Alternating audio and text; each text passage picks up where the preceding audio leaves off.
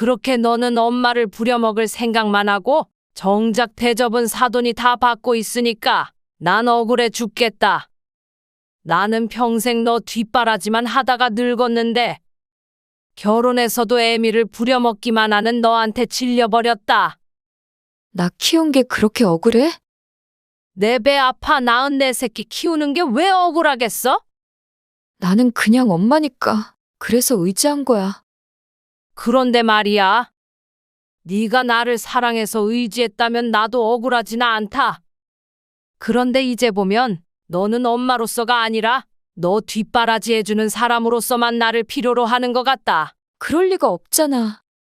남들은 요즘엔 딸 있으면 열 아들 안 부럽다고 하는데 나는 딸 하나가 왜 이렇게 버겁냐?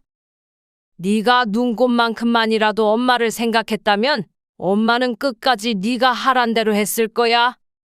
근데 엄마는 이제 네 시녀짓 그만하련다. 시녀라니, 무슨 말을 그렇게 해?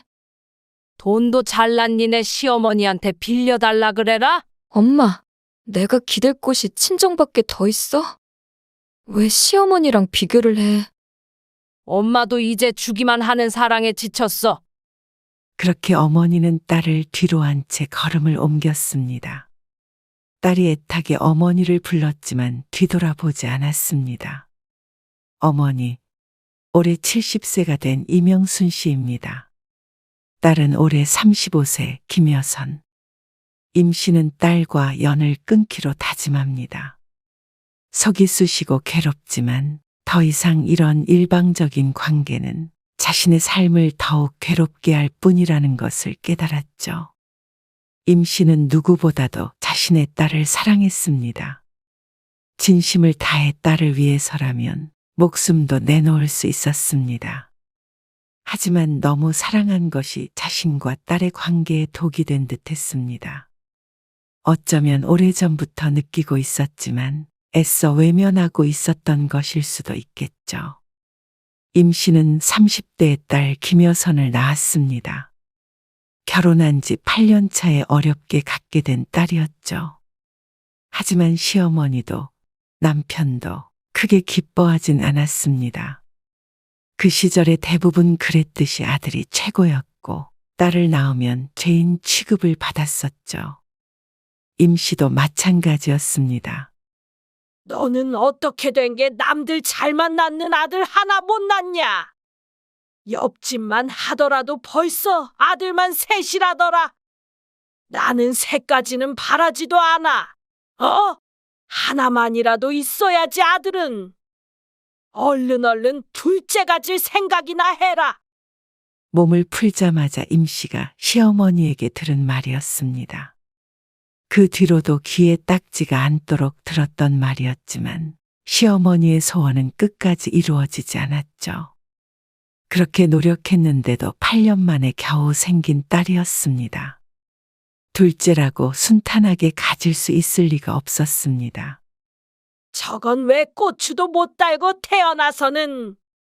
임 씨의 딸 여선도 할머니에게 늘상 듣는 말이었죠. 시어머니는 돌아가시는 그날까지 아들 노래를 부르시다가 가셨습니다. 그래도 임 씨는 딸 여선을 낳은 것을 후회해 본 적이 단 한 번도 없었습니다. 자신의 삶을 충만하게 해준 딸을 너무나도 사랑했습니다. 그렇게 구박받던 세월이 무색하게도 지금은 딸 있는 것이 부러움을 사는 일이 되었습니다. 언니는 정말 좋겠어? 요즘처럼 딸 가진 사람을 부러워해 본 적이 없는데. 무심한 아들들 보면 정말 후회돼. 딸 하나만 더 낳을걸? 그래도 아들 낳았을 땐 기 좀 펴고 살았을 거 아냐? 임 씨가 웃으며 대꾸하자 가까이 지내는 이웃 동생이 대답했습니다.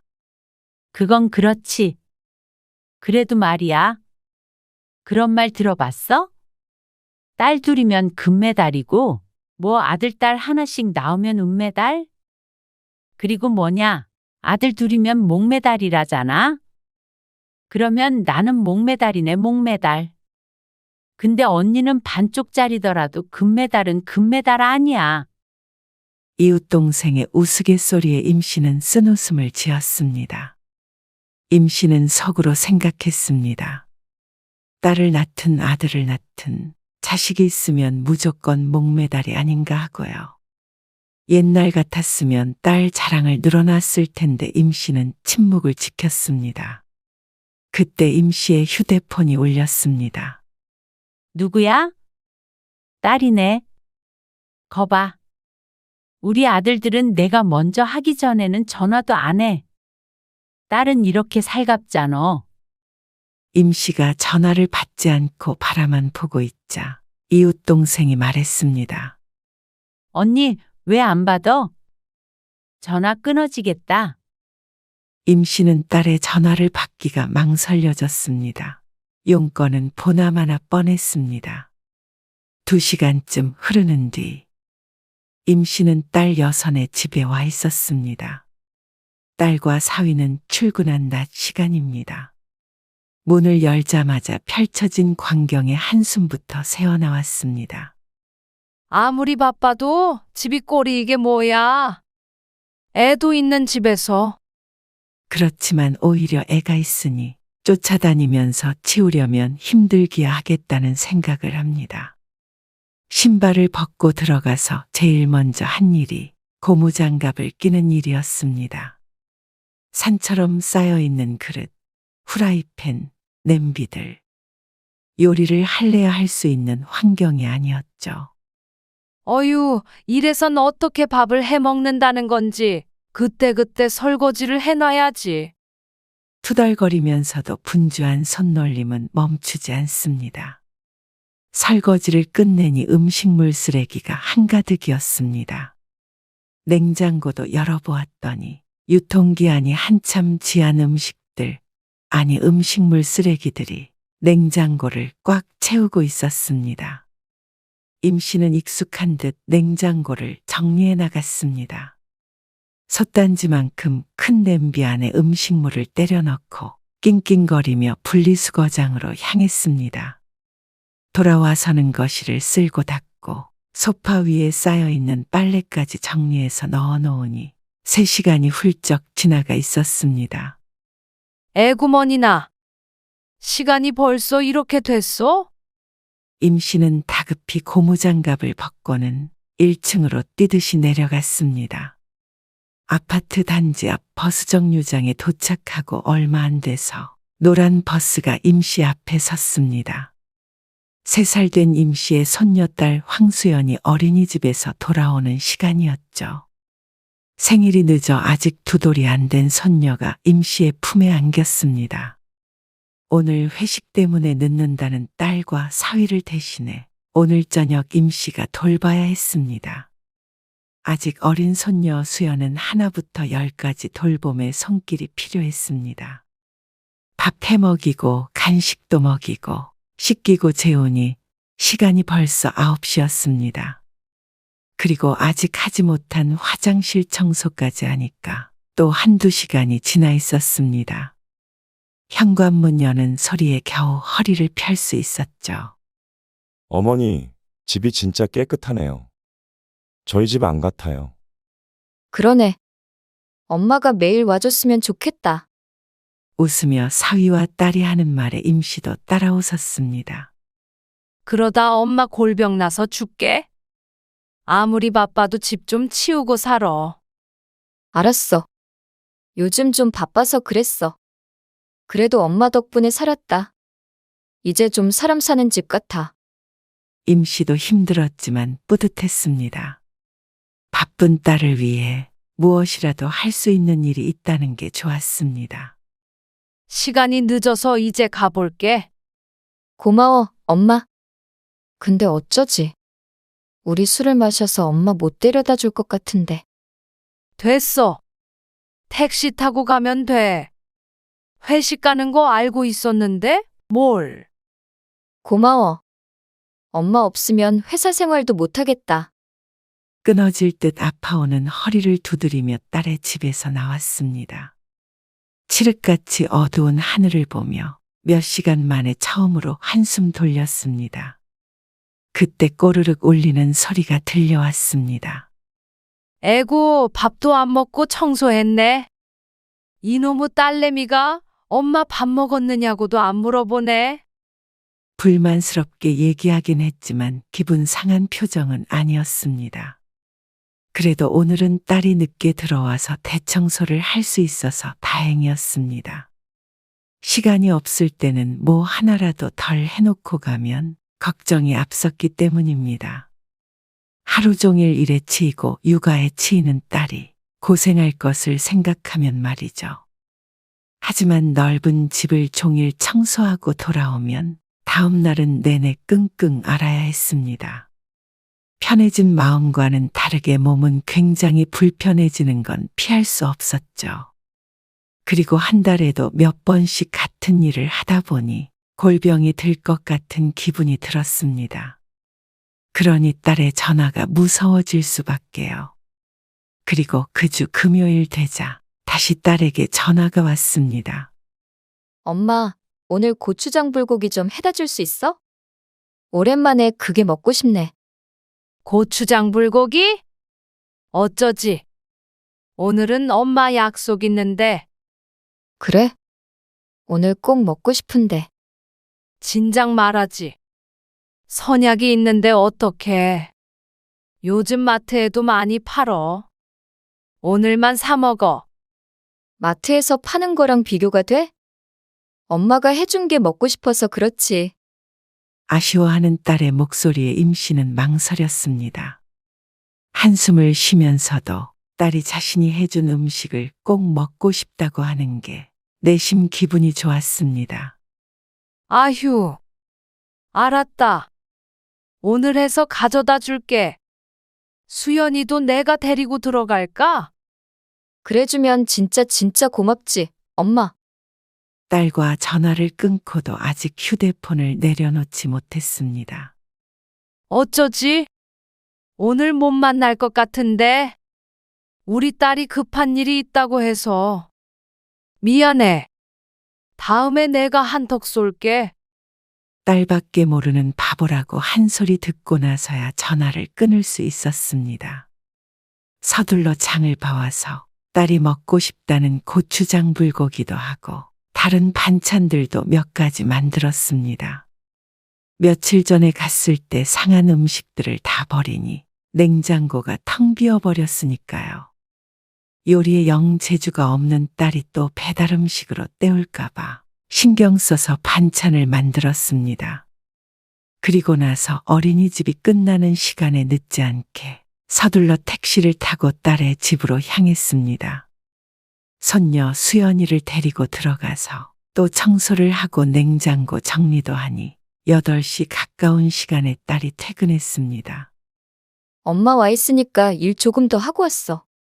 내일 주말이라 푹 쉬게. 수연이 아빠는 오늘 친구들 만난다고 늦는데. 얼른 씻고 와서 저녁 먹어.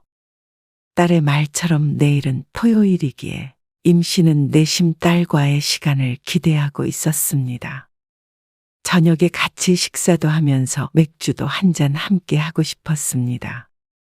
그리고 하룻밤 자고 갈 준비도 하고 왔고 말이죠. 밥 안 먹을래. 너무 피곤해서 그냥 씻고 자고 싶어. 엄마는 저녁 먹어. 아니야. 그럼 얼른 쉬어라. 엄마는 가볼게. 알았어. 근데 나 오늘은 못 데려다 줄 것 같은데 오늘만 버스 타고 가면 안 될까? 임씨는 섭섭한 마음을 애써 감췄습니다. 여벌의 옷이 들어있는 가방을 가슴에 끌어안고 현관을 나섰습니다.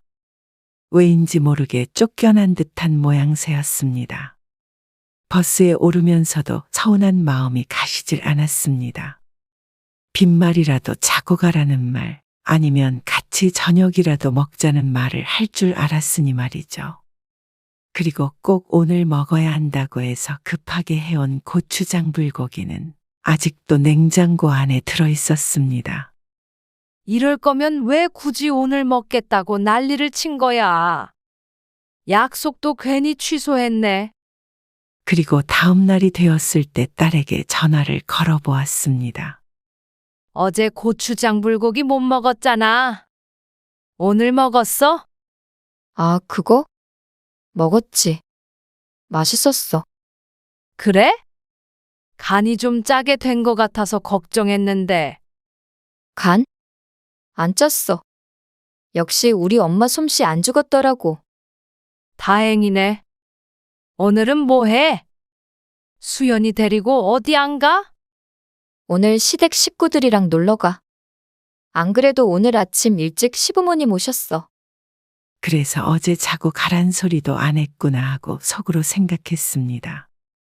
넌 주말마다 시댁 식구들이랑만 놀러 가더라. 임씨가 투덜거리자 딸이 대답했습니다. 엄마는 친구들이랑 잘 다니잖아. 그리고 나라고 뭐 그러고 싶겠어? 나도 주말엔 쉬고 싶지. 그래도 시어머니가 가자고 그러시는데 어떡해? 어쩔 수 없이 가는 거야. 임씨는 혀를 차면서도 한편으론 부러운 마음도 들었습니다. 딸하고는 여행을 가본 적이 언젠지 까마득했으니 말이죠. 다음엔 엄마랑도 같이 갈게. 서운해하지 마. 그래, 알았다. 알았다고 대답하면서도 임씨는 딸이 빈말을 한다고 생각하고 흘려들었습니다. 하지만 정말 한 달쯤 뒤에 딸이 임씨에게 강원도로 여행을 가자고 했을 때는 깜짝 놀랐습니다. 정말? 엄마도 데리고 가는 거야? 그렇다니까. 수연이 아빠랑 수연이랑 엄마랑 나랑 이렇게 넷이서 1박 2일로 갔다 오자.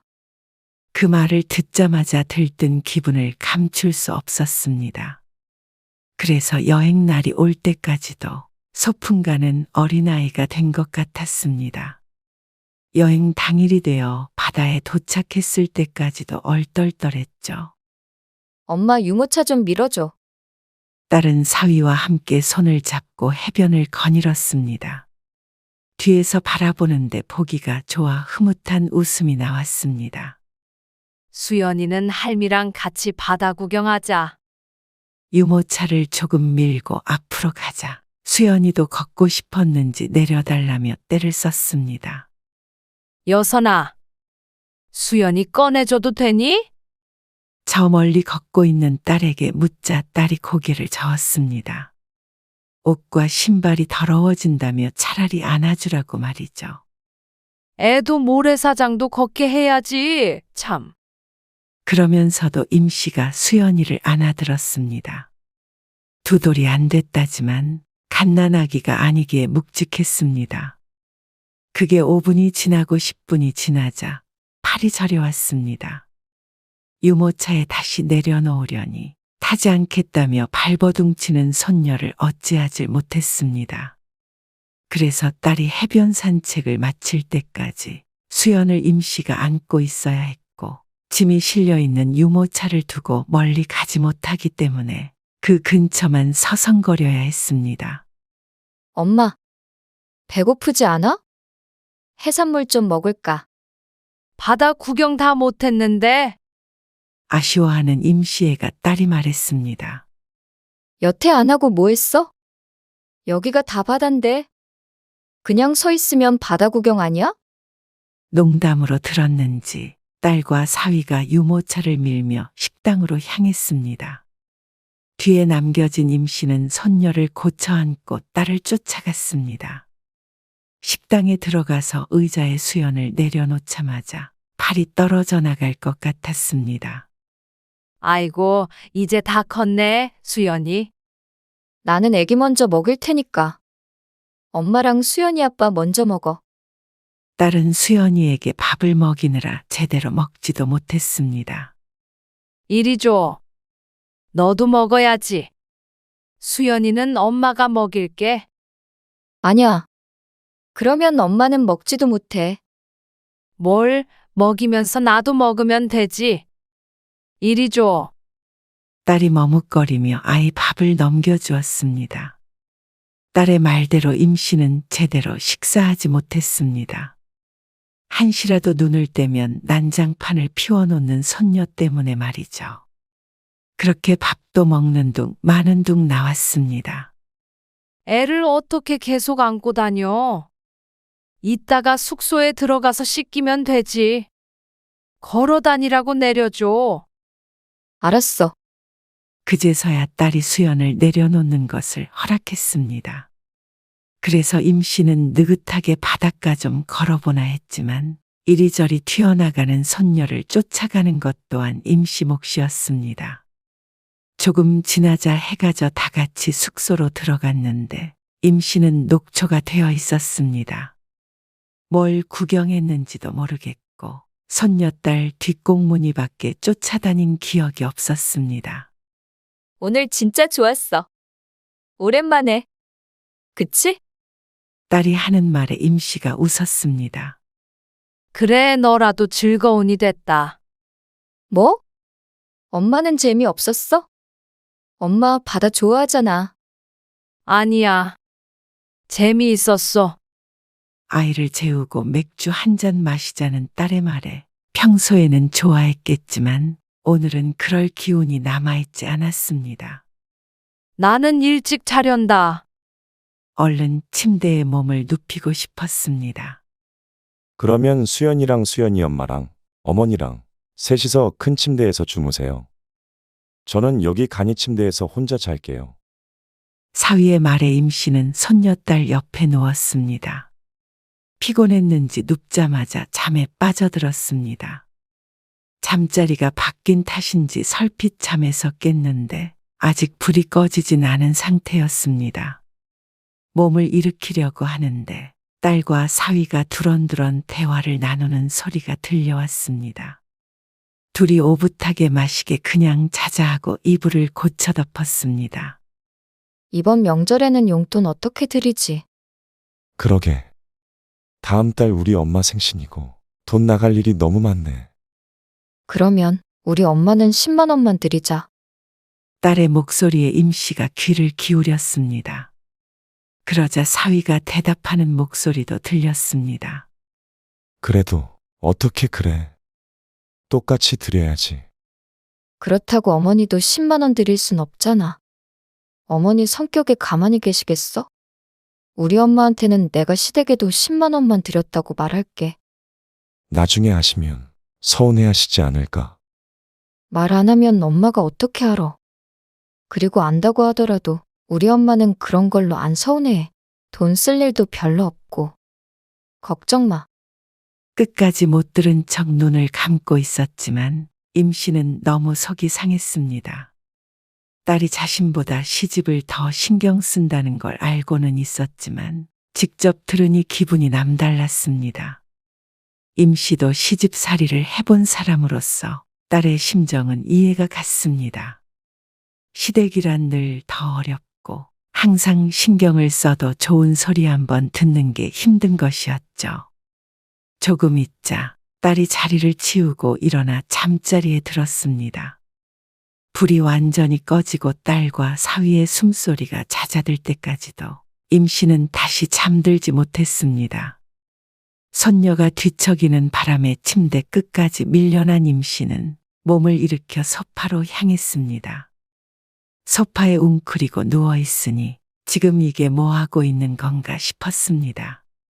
자신이 너무 초라하게 느껴졌습니다. 딸에게 자신은 시어머니 다음, 남편 다음, 손녀 다음, 그 다음, 다음.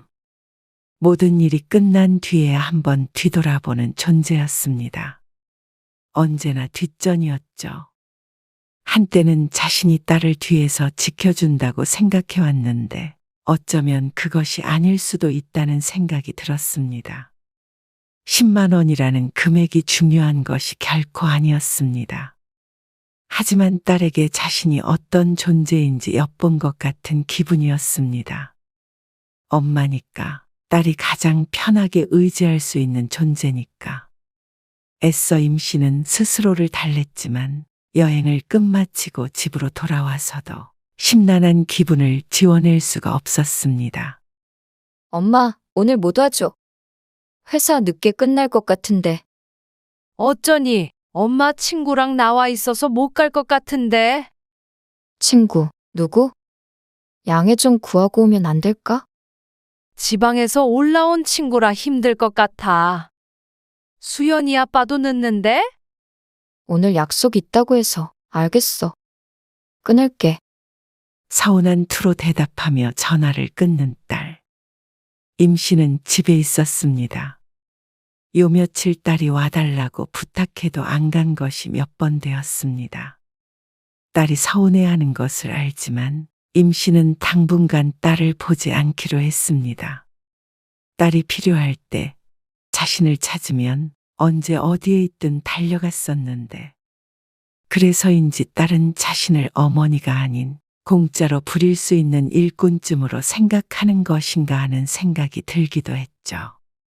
물론 그게 아니겠지만 임 씨는 딸과 조금 떨어져서 보낼 시간이 필요했습니다. 그렇게 몇 주가 지나자 딸이 왜 그러냐며 무슨 일 있느냐고 물었지만 임 씨는 몸이 아픈 핑계, 친구 핑계 등을 대며 가지 않았습니다. 딸도 위화감을 느꼈는지 요즘 들어서는 점차 전화하는 횟수가 줄어들기 시작했습니다. 그러던 어느 날 주말이었습니다. 엄마, 미안한데 지금 좀 와줄 수 없을까? 왜 그래? 울먹이는 딸의 목소리에 임 씨가 다급하게 물었습니다. 만나서 얘기할게. 엄마 오기 힘들면 내가 갈까? 아니야. 엄마가 갈게. 임 씨는 대답을 하기도 전에 가방을 메고 있었죠. 금방 갈 테니까 있어. 무슨 일 있는 거 아니지? 아니야. 딸의 젖은 목소리가 귀에서 맴돌았고 임 씨는 나가자마자 택시를 잡아타고 딸에게 향했습니다. 기사님, 빨리 좀 가주세요. 우리 딸이 무슨 일이 있나 봐요. 그래요? 최대한 서두를게요. 임 씨는 초조하게 발을 동동 굴렀습니다. 아파트 단지에 내려서도 빠른 걸음으로 딸의 집을 찾았죠. 문을 두드리니 딸이 빨개진 눈을 하고 나왔습니다. 너 무슨 일이길래 그래? 들어와서 얘기해. 딸과 마주 앉자 딸이 말했습니다. 사실 수연이 아빠가 친구 따라서 무슨 투자인가 뭔가인가 했나 봐. 근데 그게 잘못됐다나 봐. 뭐야? 무슨 투자? 나도 자세한 건 몰라. 미쳐버릴 것 같아. 그거 이번에 전세금 올려줄 돈이었단 말이야. 황서방은 뭐라는데? 미안하다고 싹싹 빌지. 근데 빌면 뭐해? 빈다고 돈이 다시 돌아오는 것도 아니고. 그래서 없는 거야? 수연이랑 황서방이랑 잠깐 수연이 데리고 나갔어. 어떻게 한다니 그래서? 전세금은 어떻게 해? 딸이 고개를 떨구었습니다. 답답함에 임 씨가 말했습니다. 일단 대출 좀 받으면 되잖아. 알아봤는데 그만큼 안 나와. 전세금을 엄청 올려달라 그래서 어쩌면 쫓겨날 수도 있을 것 같아. 세 식구가 살기에 넓은 집이었기 때문에 조금 작은 집으로 옮긴다고 하더라도 그리 나쁜 상황은 아니라고 생각했습니다. 하지만 딸은 생각이 조금 다른 듯 했습니다. 그래서 엄마가 좀 도와줘. 엄마가 돈이 어디 있어? 엄마 적금 든 거 있잖아. 잠깐만 빌려줘. 노후 자금으로 모아둔 돈이었습니다. 그리 큰 금액은 아니었지만 그 돈이 없다면 이제 일을 하지 않는 임 씨가 살아갈 방법이 막막했죠. 적금을 깨란 말이냐? 금방 쓰고 돌려주면 어떻게 안 되나. 당장 없는 돈이 조금 있다고 생길 리는 없었습니다. 하지만 눈물바람인 딸을 외면할 수는 없었죠. 일단 그 돈 당장 준다고는 못하겠지만 한번 알아는 보마. 너도 집 이사 가는 것까지도 생각은 하고 있어. 그래야 막막하지 않지. 알았어. 그때 현관문 비밀번호 누르는 소리가 났습니다. 수연이 왔나 보네. 임 씨가 자리에서 일어나 현관으로 향하자 안사돈이 들어왔습니다. 어머, 사돈 와 계신 줄 모르고. 아, 어서 오세요. 서로 당황해서 인사를 하고 있는데 딸은 더 당황스러워 보였습니다. 어머니, 연락도 없이 무슨 일이세요? 내 아들 집에 연락하고 오니? 새삼스럽게. 사돈이 소파에 앉자 딸이 안절부절했습니다. 차라도 드릴까요? 그래. 시원한 걸로 한 잔 줘라. 딸에게 물 한 컵 받아본 적도 없는 임씨가 속으로 흥 콧방귀를 꼈습니다. 사돈도 여기 와서 차 한 잔 드세요. 안사돈이 임씨에게 말했지만 불편한 자리에 앉아서 차를 마시기도 힘들었습니다. 딸이 너무 분주히 주변을 치우며 다녔으니 말이죠. 여선아, 너 좀 앉아. 시어머니 오셨는데. 그래서 임씨가 딸을 거실에 앉히고는 딸 대신 움직였습니다. 한동안 임씨가 오질 않자 지저분해진 집을 하나 둘 정리하기 시작했습니다. 무슨 청소를 하세요? 자식 집인데 이런 걸로 흉 안 봐요. 그러면서도 우아하게 앉아서 차만 마시는 사돈.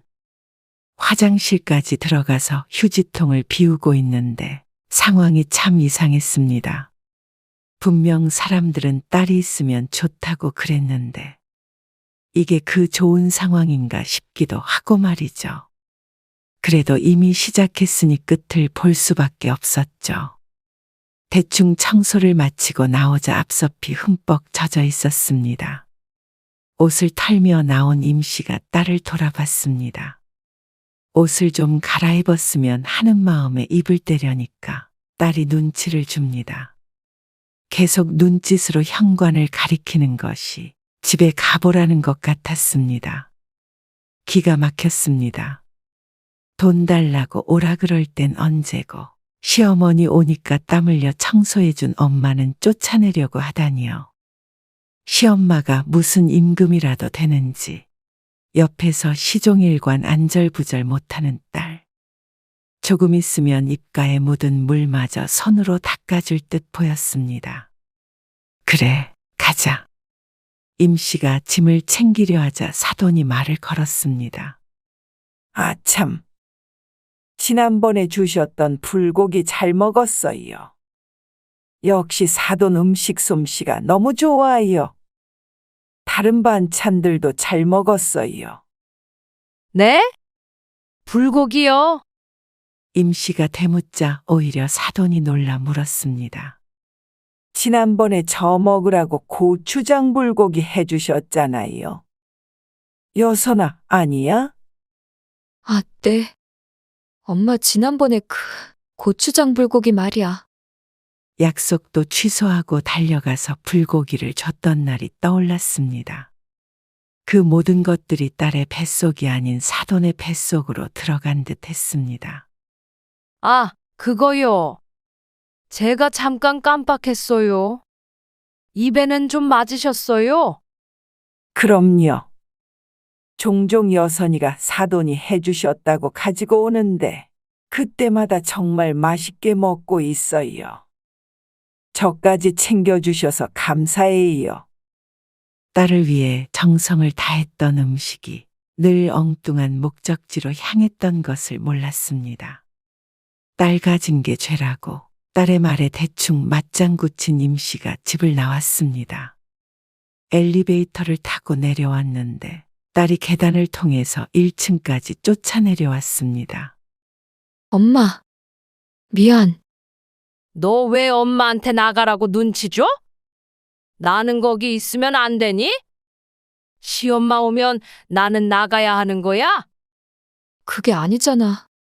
말도 없이 온 시엄마한테 나가라고 해야지. 왜 엄마를 쫓아내? 무슨 내가 엄마를 쫓아내. 엄마 갈 때 됐으니까 그런 거지. 그리고 엄마는 엄마잖아. 나 좀 이해해줘. 엄마가 뭘 이해해야 하는데? 엄마는 딸이 곤란한 게 좋아? 딸이 임씨의 팔을 잡아 흔들었습니다. 이쯤에서 알았다고 하고 돌아서야 하는데 임씨는 멈추지 않고 딸에게 따졌습니다. 엄마가 있는 게 왜 너 곤란한 일인데?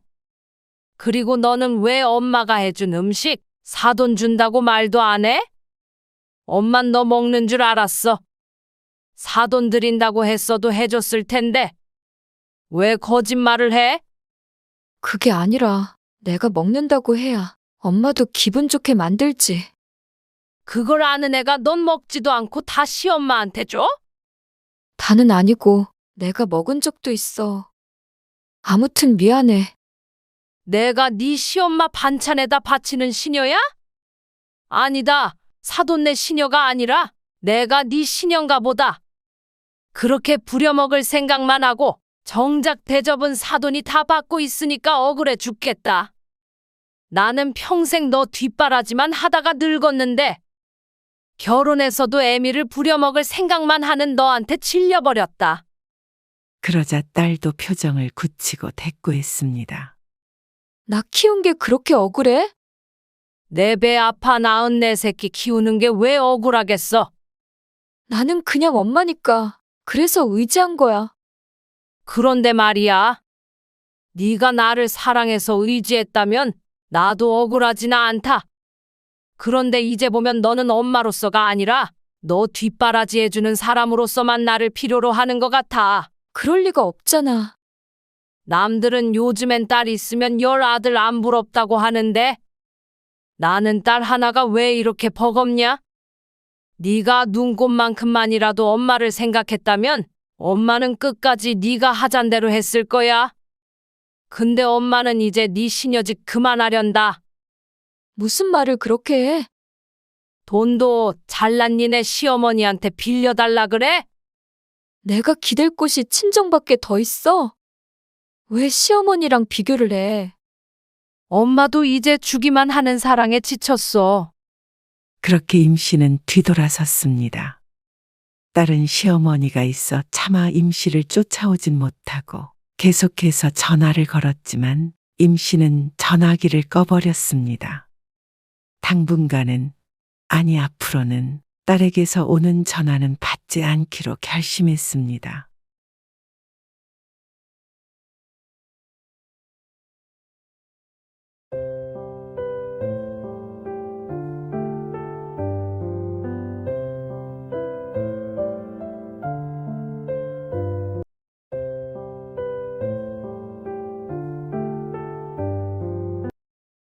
아들아, 이 애미는 이제 떠나련다. 마지막은 혼자 잘 지내다 웃으며 가니 떠나는 이 애미 걱정은 하지 말거라. 병에 걸렸다는 사실을 미리 말하지 못해서 미안하다. 너희가 당황했을 걸 안다. 어쩌면 이기적이라며 날 원망할 수도 있겠지.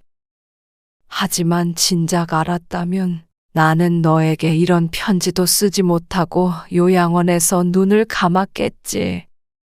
나의 마지막을 내가 선택할 수 있어 기뻤다. 그러니 갑작스러운 소식이 들려도 너무 놀라지 않았으면 좋겠구나. 나의 마지막은 그리 슬프지 않았으니 너도 슬퍼하지 말아라. 못난 어미 자식으로 태어나줘서 고맙다. 그동안 고생이 많았지?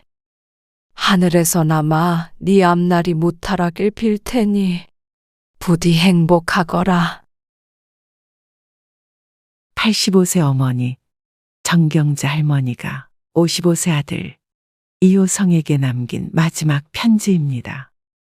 85세. 길다면 길고 짧다면 짧은 어머니의 인생. 내내 기고했지만 자식이 있어서 살 수 있었고 그 삶의 끝자락엔 자식 때문에 살 수 없었죠. 다만 이 편지를 적으며 전시 할머니가 미소 지었다면 그나마 다행이라고 할 수 있을까요? 결국 이러나 저러나 오로지 자식밖에 없었던 전시 할머니의 삶. 할머니는 편지를 남기며 인생을 되돌아봅니다. 전시는 아주 어릴 때 부모를 잃었습니다. 그때가 10살 남짓 되었을 때였는데 그 뒤론 친척집을 전전하며 살았습니다. 유년 시절은 늘 불행했고 그나마도 성인이 되자마자 쫓겨나야만 했죠. 가진 게 너무 없어 사는 게 힘들었습니다. 돈도 없었지만 부모도 없고 친구도 없는 외로운 삶이었죠.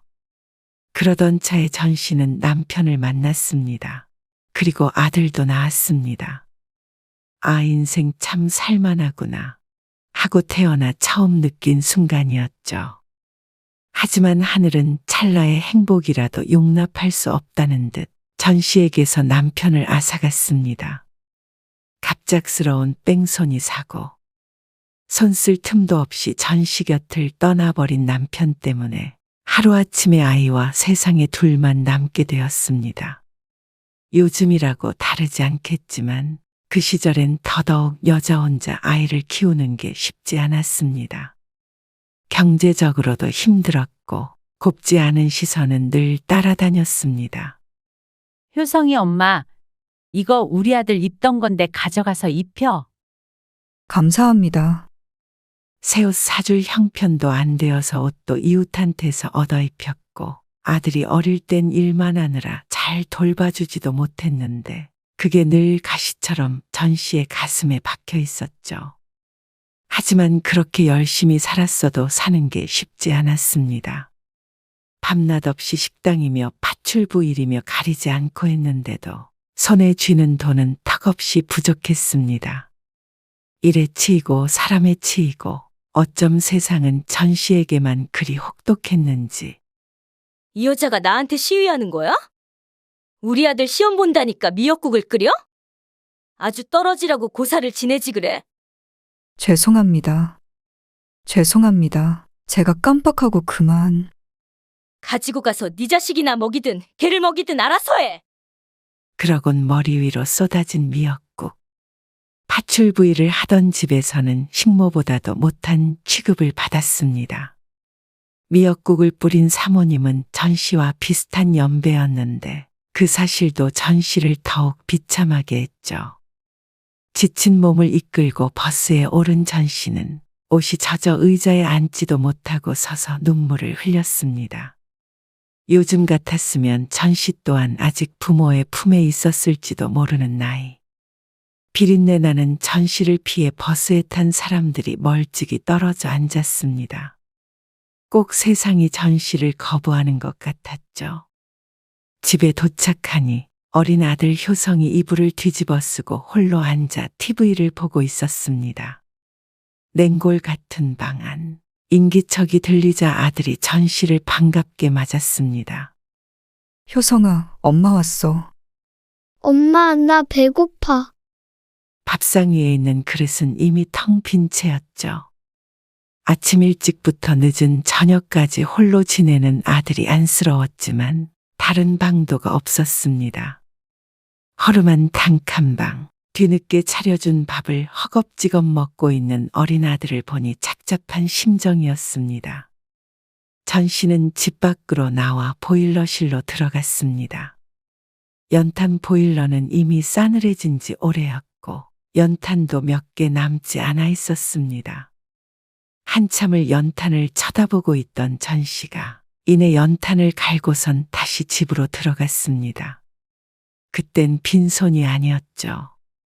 그날 저녁 아들을 재운 뒤 전 씨는 창문 틈을 전부 막았습니다. 그리고는 방 안에 피어오르는 연기를 보다 아들의 곁에 누웠습니다. 그리고 생각했습니다. 내 인생은 왜 처음부터 끝까지 힘들까? 내 아들도 나처럼 살까봐 무섭다. 그래서 전 씨는 이 지난한 삶을 끝내고자 했습니다. 얼마 안 있어 좁은 방 안이 뿌얘져 가는데 잠들었던 아들이 뒤척이며 눈을 떴습니다. 엄마, 눈이 마주치자 엄마 하고 부르며 방긋 웃음부터 짓는 아들. 전 씨는 그 순간 정신이 번쩍 들었습니다. 내가 미쳤지. 이런 것도 엄마라고 불러주는 생떼 같은 자식인데. 전 씨는 다급히 아들을 들쳐업고는 병원으로 달려갔습니다.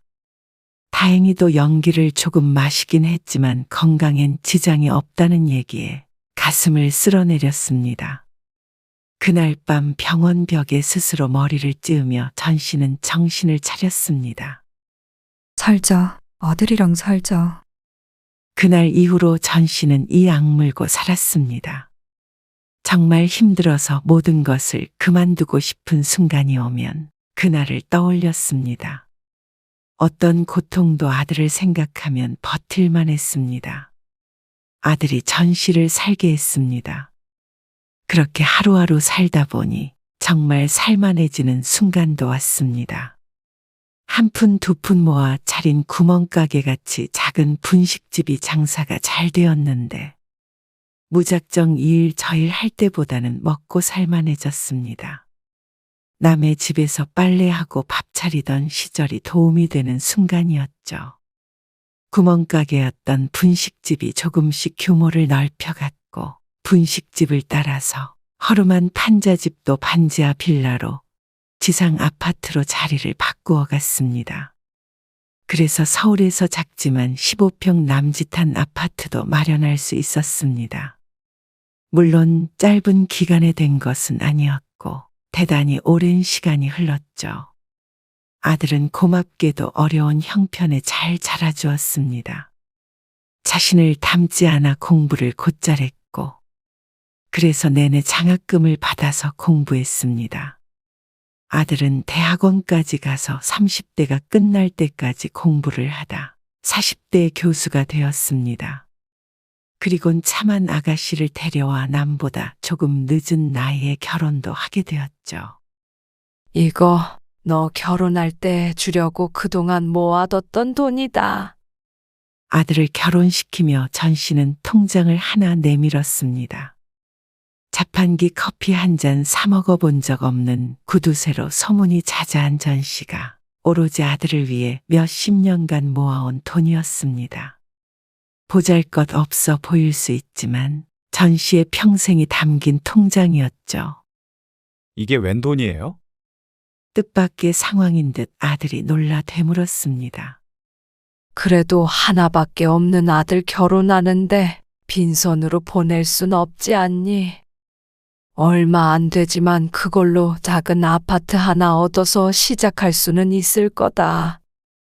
교수가 된 아들은 앞으로 걱정할 일이 없겠지만 그래도 부모 마음은 다 똑같은 것 아니겠습니까?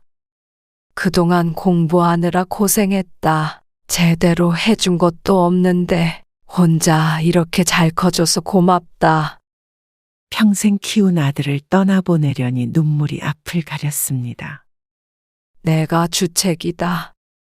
너 결혼한다니까 내가 괜히 좋은 일에 눈물바람이나 보이고.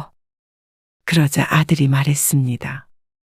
그러면 차라리 이 집도 팔고 좀 더 큰 집에서 같이 살아요. 함께 살 것이라고는 전혀 예상하지 못했던 전 씨가 눈을 크게 뜨고 아들을 쳐다보았습니다. 어머니 혼자 두기에도 마음이 편하지 않고요. 다 같이 살 수 있는 집으로 알아볼게요. 그래도 되니? 그럼요. 좀 더 번듯한 곳에서 앞으로도 아들과 살 수 있을 거란 생각에 전 씨는 들뜬 마음을 감추지 못했습니다. 그렇게 전 씨는 있는 결혼한 아들과 함께 살게 되었습니다. 그리고 아들은 결혼한 지 얼마 안 되어서 아이를 낳았습니다. 맞벌이를 하는 아들 부부를 위해서 전 씨는 장사를 그만두고 집에서 아이를 돌보았습니다. 이제는 돈 걱정을 하지 않아도 될 때가 됐지만 아들에게 용돈을 타 쓰는 게 여간 미안한 게 아니었습니다. 어머니가 밖에서 돈 벌어오시는 것보다 집에서 애 봐주시는 게 더 도움돼요. 그럴 때면 아들은 이렇게 말하곤 했죠. 아이를 돌보는 게 일하는 것보다 결코 쉽지는 않았지만 그래도 사랑하는 내 아들의 자식이니 눈에 넣어도 아프지 않았습니다. 육아도 행복한 마음으로 할 수 있었습니다. 또 세월이 흘러 둘째 손주까지 보고 나니 전 씨는 벌써 80세가 넘어 있었습니다. 아, 할머니, 내 물건 건들지 말랬잖아. 책상이 지저분해서 그 옆에다가 치워놓은 거야. 뭐 없어졌어? 그냥 만지지 마. 초등학생 둘째 손자와 함께 방을 쓰고 있는 전 씨. 어린 손자에게 잔소리 듣는 것이 전 씨의 일상이었죠. 그래도 자신의 손으로 키운 손자가 예뻐 보였습니다. 알았다. 안 만질게. 할미가 미안. 아들 눈치 보고, 며느리 눈치 보고, 손자 눈치 보고, 자식과 함께 사는 할머니의 피해갈 수 없는 숙명입니다. 그래도 뉴스를 보면 노인이 요양원에 버려졌다, 어디에 버려졌다 하는데 그런 사람들에 비하면 행복의 겨운 소리가 되겠죠. 그러던 어느 날, 전 씨는 여느 때처럼 집안일을 하고 잠시 소파에 누워 눈을 붙였다가 바닥으로 떨어져 버리는 바람에 꼬리뼈가 골절되었습니다. 어떻게 소파에서 떨어졌다고 꼬리뼈가 부러져요? 나이가 들어서 그렇지. 입원한 전 씨를 보고 며느리가 심란한 표정을 감추지 못했습니다. 우선 일 끝나고 다시 들릴게요. 뭐 필요한 거 있으세요? 세면도구랑 그런 거만 있으면 되나요? 네가 올 거 없다. 애들 챙겨야지. 효성이한테 있다 칫솔 하나만 가져다 달라고 하면 돼. 제가 올게요. 어머니 속옷이랑 그런 것도 가져와야죠. 애 아빠가 그런 걸 어떻게 하겠어요. 한숨을 쉬는 며느리의 눈치를 보며 전 씨가 말했습니다. 너도 바쁜데 괜히 번거롭게 했네. 미안하다. 다치신 게 어머니 탓도 아닌데요. 우선 지금은 가볼게요. 전 씨는 그렇게 보름 정도 입원해 있어야만 했습니다. 수술도 없이 누워만 있으면 되기에 힘들진 않았지만 그동안 며느리를 고생시킨 것 같아 죄인이 된 기분이었습니다. 다친 부위가 부위인지라 한동안은 거동이 힘들어 부축도 받아야 했죠. 그래서 움직이는 게 가능해지자 최대한 빨리 퇴원시켜달라며 의사에게 부탁할 정도였습니다. 그래도 전 씨의 상태가 많이 호전이 돼서 통원 치료만으로도 회복이 될 거라는 의사의 말에 안심이 됐죠. 전 씨는 다시 일상으로 돌아간 듯 보였습니다. 병원에 모셔다 드릴게요. 애미는? 오늘 바쁘대서요. 너도 바쁘잖아. 나는 괜찮다. 버스 타고 가면 돼. 얼른 나오세요. 모셔다 드리고 저도 나가야 해요. 전 씨가 서둘러 아들을 따라 나갔습니다. 버스 타고 갈 수 있는데 그러냐. 너희 번거롭게. 그러니까 다치지 않게 조심하세요. 이게 뭐예요? 애 엄마도 한 달 동안 고생 많이 했어요. 차에 타서 전 씨가 재차 사과하자 괜찮다던 아들이 그제서야 짜증을 냈습니다. 85이면 늘 조심하셔야죠. 뼈도 잘 안 붙잖아요. 꼭 나갈 때만 나가시고요. 알았다. 미안하다. 전 씨가 힘없이 대답했습니다. 그간 아들 내외를 고생시킨 죄가 있기에 그저 미안하단 말만 반복할 수밖에 없었습니다.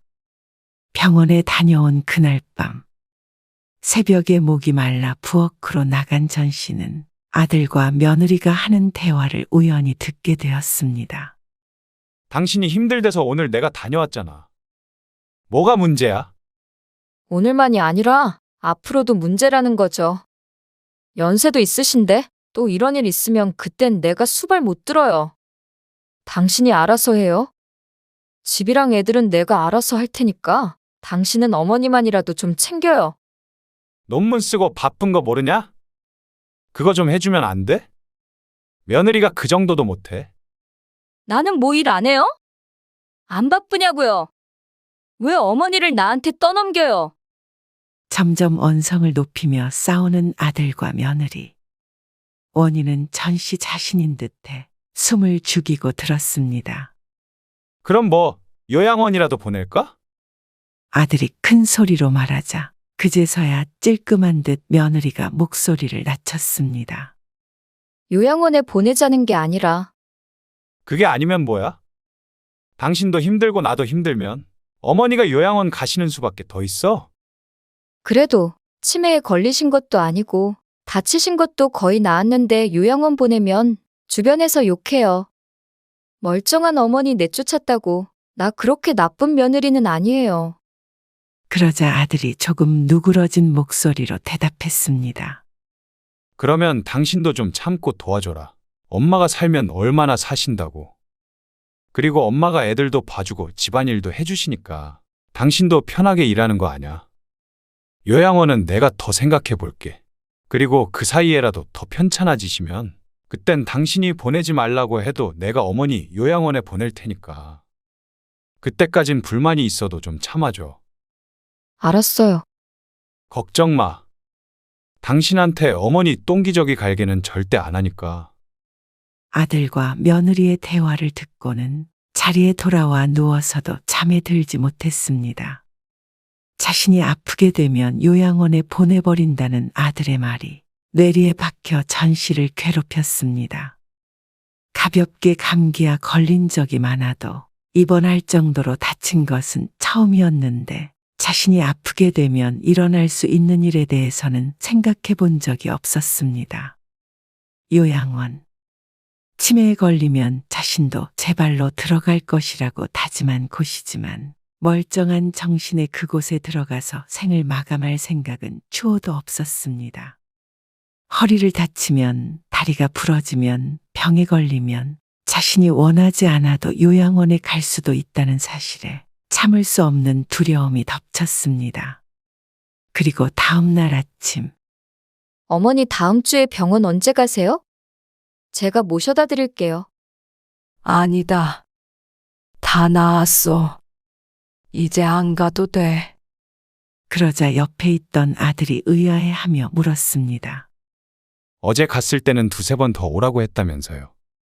다 나았대. 오든 말든 상관없다는 식으로 말한 거야. 난 이제 하나도 안 아프다. 아픈 데도 없는데 돈 아깝게 왜 자꾸 병원에 가? 어머니는 이런데도 돈 걱정이셔요. 며느리가 웃으면서 말하기에 전씨도 따라 웃고 말았지만 가슴은 차가워졌습니다. 그리고 그날 이후로 전씨는 아파도 아프다고 말도 못하고 끙끙 앓는 신세가 되었습니다. 80이 넘어가면 크게 아픈 곳이 없어도 이곳저곳 삐걱대기 마련인데 이제는 무릎이 쑤신다는 말도 함부로 못하게 되었죠. 하도 신경을 써서 그런지 요즘 들어선 살도 빠지는 것 같고 주변에서도 헬쑥해 보인다는 소리를 자주 했습니다. 어머, 어디 편찮으세요? 아니에요. 아프긴요. 자주 가던 마트 직원도 놀라서 물을 정도였습니다. 그러니 아들과 며느리라고 눈치채지 않을 수 없었죠. 어머니, 왜 이렇게 안 드세요? 요즘 왜 이러시지? 아니다. 먹고 있다. 아까 많이 먹어서 그런가 배가 좀 아파서 그래. 그러곤 자리에서 일어나서 가스명수를 한 병 꺼내 먹고는 방으로 들어갔습니다. 낮부터 배가 아프기 시작하더니 지금은 밥도 제대로 안 들어갈 정도로 복통이 심했습니다. 이불 속에 누워 있는데도 심상치 않은 통증이 느껴졌죠. 그렇게 밤새 끙끙 앓다가 나를 꼬박 지새웠습니다. 다음 날 퀭한 상태로 거실로 나온 전 씨는 아들과 며느리가 출근하기를 기다렸습니다. 모두가 나가고 집이 조용해지자 전 씨는 혼자 병원으로 향했습니다. 위내시경이 필요하다는 의사의 말에 진통제를 손에 들고 힘없이 집으로 돌아왔습니다. 아들에겐 말도 못하고 몰래 병원에 다녀온 자신의 행동이 바보 같아 보였지만 그래도 작은 가능성이라도 없애고 싶었으니 어쩔 수 없었습니다. 그 뒤로도 몇 번 더 통증이 있었고 그때마다 진통제로 버텨야만 했습니다. 낮에 어디 다녀오셨어요? 아까 잠깐 와보니까 안 계시던데. 아, 그게 마트 좀 다녀오느라. 요새 자주 나가시네요. 여상스럽게 하는 아들의 말에도 전 씨는 괜히 뜨끔했습니다. 병원에서 여러 번 검사를 해야 해서 요즘 몇 번 말없이 외출했던 것이 사실이니까 말이죠. 그리고 얼마 뒤 다시 한번 몰래 외출했던 전 씨는 혼이 빠져서 집에 돌아오게 되었습니다. 위암 사기. 오늘 듣고 온 전 씨의 병명이었습니다. 아침 일찍 나갔던 전 씨는 정신이 나가 이리저리 정처 없이 걸어다니다 오후 늦게가 되어서야 집으로 돌아왔습니다. 몇 시간을 헤매고 다녔는데도 다리가 아픈 줄도 모르고 있다가 집에 와서야 주저앉았습니다. 이 나이까지 크게 아픈 곳 없이 산 것도 복이라면 복이지만 100살이 되더라도 자신의 암 선고를 받고 담담할 수는 없을 것입니다. 고령이라 수술은 안 되지만 항암을 하면 살 수도 있다는 의사의 말에 잠시 피어난 희망을 전 씨는 애써 지워버렸습니다. 항암을 하려면 입원도 해야 하고 한다고 하더라도 언제까지 늙은 몸뚱이가 버틸 수 있을지도 모르고 아들이나 며느리 몰래 할 수 있는 일도 아니고 말이죠. 그렇다면 요양병원 같은 데를 들어가게 된다면, 그렇게 치료를 받다가 그곳에서 죽는다면 전 씨는 그러고 싶지 않았습니다. 그래서 암에 걸렸다는 사실을 아들과 며느리에게 말하지 않기로 결심했습니다. 조금 더 아프게 된다면 요양원에 보내버리겠다는 아들에게 차마 말할 수가 없었습니다. 암이야말로 요양원에 보내버릴 확실한 병이니까 말이죠. 그리고 그날 밤 함께 저녁 식사를 하는데 또다시 복통이 시작됐습니다. 어머니 요즘 정말 안색이 안 좋으세요. 또 배 아프세요? 검사를 해봐야 하나? 그러자 전 씨가 화들짝 놀라며 대답했습니다. 아니다. 아프긴 누가 아파. 요즘 날도 덥고 하니까 입맛이 없어져서 그렇지. 그러면 내일은 시원한 콩국수나 해 먹을까요? 그래, 내가 내일 시장 가서 사오마. 대충 둘러대고 들어온 전 씨는 그날 새벽 자다가 잠에서 깼습니다. 아이고, 나 죽겠네. 식은땀을 흘리며 끙끙거리는 전 씨. 10분, 20분, 시간이 흐르자 이제는 거의 바닥을 굴러다녔습니다. 그런데 작은 손자와 같은 빵을 쓰는지라 큰 소리도 내지 못하고 입속에 이불을 쑤셔넣고 알아야 했습니다. 한참을 그러고 있자 부스럭거리는 소리에 작은 손자가 뒤척거렸습니다. 멈칫한 전 씨가 자리에서 조심스럽게 일어나 거실에 있는 화장실로 향했습니다. 그리고는 변기를 끌어안고 헐떡거렸습니다. 고통의 눈물도 주룩주룩 흘렀고 땀에 젖은 머리도 뺨에 달라붙어 몰골이 말이 아니었죠. 무섭다. 너무 무서워. 전 씨할머니는 배를 난도질하는 고통에 그리고 아들에게 버림받을 것이라는 두려움에 새벽 내내 화장실에서 떨어야 했습니다. 남의 일이었다면 이제 살아야 얼마나 더 산다고 난리법석이냐며 손가락질했겠지만 자신에게 닥친 고통 그리고 두려움은 나이가 막아줄 수는 없었습니다. 날이 거의 밝아서야 방으로 돌아온 전 씨는 지쳐 잠이 들었습니다. 시끄러운 소리에 나가보니 가족들은 벌써 아침 식사를 하고 있었습니다. 웬일로 늦잠을 자셨어요? 아들이 묻자 초췌한 몰골을 전 씨가 대답했습니다. 잠을 잘 못 자서. 그러자 밥을 먹고 있던 둘째 손자가 볼멘 소리를 했습니다. 진짜 어제 할머니가 새벽에 계속 시끄럽게 해서 나도 못 잤잖아. 그랬어? 자는 줄 알았어. 할미가 미안. 어머니, 새벽에 왜 안 주무시고요? 그게 모기가 있는 것 같아서 그거 좀 잡고 자려고 그랬지. 그래도 애 학교 가야 하는데 늦게까지 학원 갔다 오고 하려면 애도 피곤해요. 미안하다. 다음부턴 안 그러마. 네, 너는 그래도 오늘 공부 열심히 할 수 있지? 네.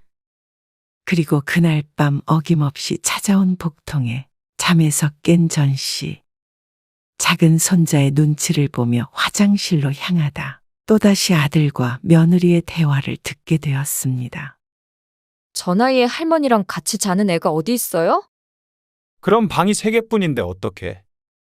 첫째는 공부해야 되는데 방을 같이 쓰라고 할 수는 없잖아. 더 큰 집으로 이사를 가던가 다른 방법을 생각해 봐야죠. 방 4개짜리? 돈이 한두 푼이야? 그러게 저번에 내가 엄마 요양원에 보내자고 했잖아. 당신 진심도 아니었잖아요. 그리고 멀쩡한 어머니를 어떻게 요양원에 보내냐고요? 편찮으신 것도 아니고. 그러면 차라리 엄마 따로 사시게 하는 건? 이제 애들도 다 컸잖아. 그건 좀 그렇지 않아요? 이 집도 어머니가 사주신 거나 마찬가지인데. 남들 어렸을 때 다 받은 거 나는 지금 받은 것뿐이야.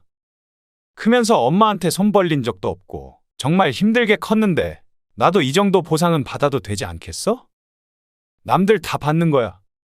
그래도 그건 좀 더 생각해 봐요. 마음이 편하지가 않네. 내가 기회 봐서 어머니한테 여쭤볼게. 그러자 끝까지 말리지는 않는 며느리. 내심 바랬던 일이었는지 아닌지는 중요하지 않았습니다. 중요한 것은 이제 아들에겐 더 이상 자신이 필요 없다는 것. 살아온 인생이 허탈하게 느껴졌습니다. 아들만을 위해 살아온 인생이지만 아들은 어머니를 위해 희생하고픈 마음이 눈꼽만치도 없는 듯 했으니 말이죠.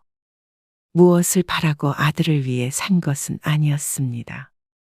하지만 어머니도 사람인지라 시린 마음까지 어쩌지는 못했습니다. 가슴 한켠이 뻥 뚫린 기분에 배가 아픈 것도 잊을 정도였습니다. 어머니는 또다시 숨죽여 울어야만 했습니다. 목 놓아 울지도 못하는 자신의 처지가 비참해서 더 눈물이 났죠.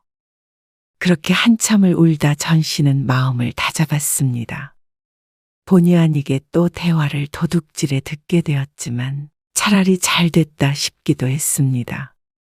나가서 살면 이렇게 숨어서 아파하고 숨어서 슬퍼할 일도 없고 요양원에 갈까봐 두려워할 일도 없으니 말이죠.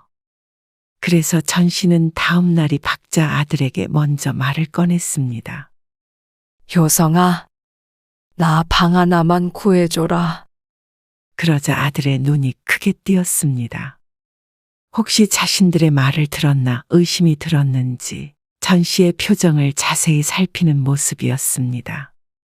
사실 지난번에 친구들을 만났는데 걔들은 아들한테 용돈 받으면서 지들끼리 놀러 다니고 즐기면서 살더라. 나도 이제 집안일도 그만하고 싶고 너희들한테서 독립하련다.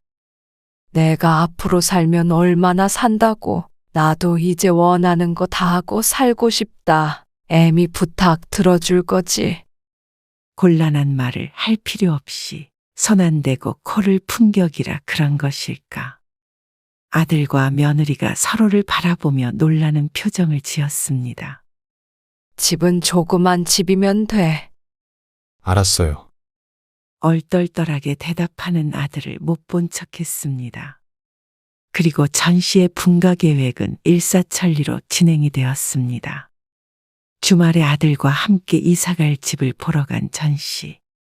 엄마, 진짜 이 집에 사시겠다고요? 그래. 보일러만 돌면 되지. 큰 집이 뭐가 필요해. 아니, 크고 작은 게 중요한 게 아니라 이런 집에서 어떻게 살아요?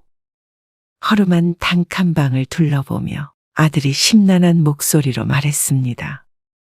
옛날엔 다 이런 데서 살았어. 그건 옛날이고요. 돈이 없는 것도 아니고 왜 이런 곳에 살려고 그러시는데요? 요즘 깔끔한 데가 얼마나 많은데. 그리고 연탄 보일러잖아요? 아직도 이런 데가 있는 게 더 신기하네요. 부서져 있는 연탄을 발로 차며 아들이 말했습니다. 하지만 전 씨는 옛날 생각이 나게 하는 이 집이 마음에 들었습니다. 그리고 연탄을 차는 아들을 보니 웃음이 났습니다.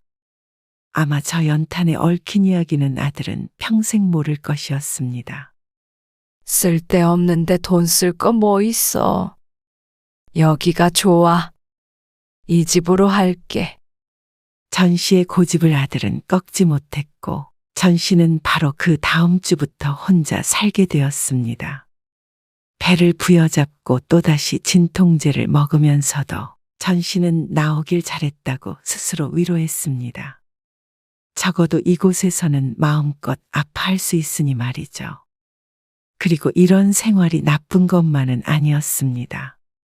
아들이 태어나서부터니까 50년이 넘는 세월 동안 함께 산 아들과 전 씨가 처음으로 떨어진 순간이었습니다.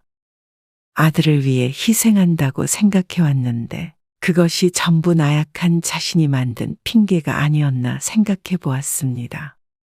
혼자가 된 전 씨는 오히려 홀가분한 기분이 들었습니다.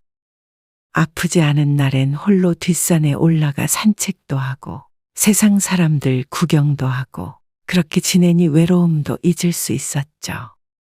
아들이 가끔 들르겠다고 했지만 전 씨는 병세가 짙어지는 모습을 차마 보여줄 수 없었습니다.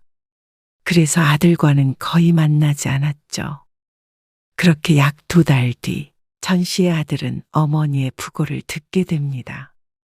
마른 하늘의 날벼락 같은 소리에 헐레벌떡 병원으로 달려온 아들. 예고 없이 어머니의 마지막을 보게 된 아들의 손에는 편지 한 장이 들려 있었습니다. 아들아, 이 애미는 이제 떠나련다. 마지막은 혼자 잘 지내다 웃으며 가니 떠나는 이 애미 걱정은 하지 말거라. 병에 걸렸다는 사실을 미리 말하지 못해서 미안하다. 너희가 당황했을 걸 안다. 어쩌면 이기적이라며 날 원망할 수도 있겠지. 하지만 진작 알았다면 나는 너에게 이런 편지도 쓰지 못하고 요양원에서 눈을 감았겠지. 나의 마지막을 내가 선택할 수 있어 기뻤다. 그러니 갑작스러운 소식이 들려도 너무 놀라지 않았으면 좋겠구나. 나의 마지막은 그리 슬프지 않았으니 너도 슬퍼하지 말아라. 못난 어미 자식으로 태어나줘서 고맙다. 그동안 고생이 많았지? 하늘에서나마 네 앞날이 무탈하길 빌 테니 부디 행복하거라.